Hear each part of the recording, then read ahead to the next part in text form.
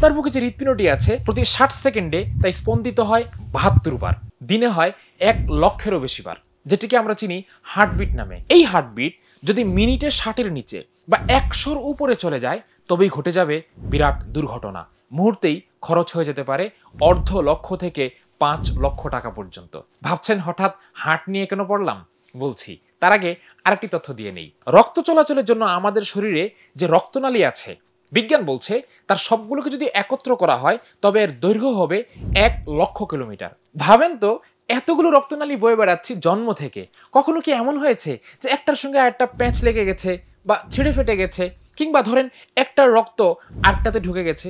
যদি কখনো হতো তবে কি ভয়াবহতাটা হতো ভেবেছেন কখনো? কিংবা আমাদের হাঁচির কথাই ধরেন না, একটা গাড়ি 160 কিলোমিটার ঘন্টায় চললে যেই গতি হয়, আমাদের হাঁচিটা ফুসফুস থেকে বেরিয়ে আসে ঠিক সেই গতিতে।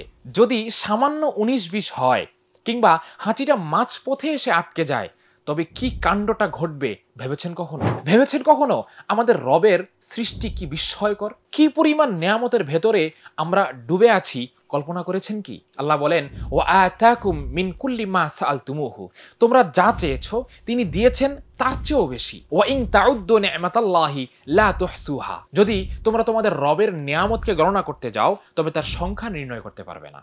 এমনকি আপনি যদি এভাবে চিন্তা করেন যে আল্লাহর যতগুলো গুণবাচক নাম আছে তার সবগুলোরই প্রভাব কোনো না কোনোভাবে বিদ্যমান আমাদের উপরে, তাহলেও আপনি কল্পনা করে বের করতে পারবেন না যে আমরা কি পরিমাণ নিয়ামতের ভেতরে ডুবে থাকি সর্বক্ষণ। কিন্তু আমরা তো মানুষ, বারংবার ভুলে যাই রবের নিয়ামতের কথা। আল্লাহ বলেন, ইন্নাল ইনসানা লা যালুমুন কাফার, নিশ্চয়ই মানুষ বড় জালেম ও অকৃতজ্ঞ।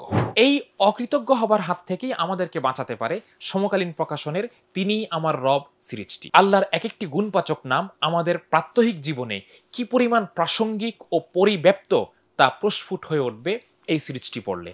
4 খণ্ডের এই সিরিজটি আপনারা অর্ডার করতে পারেন রকমারি.com থেকে।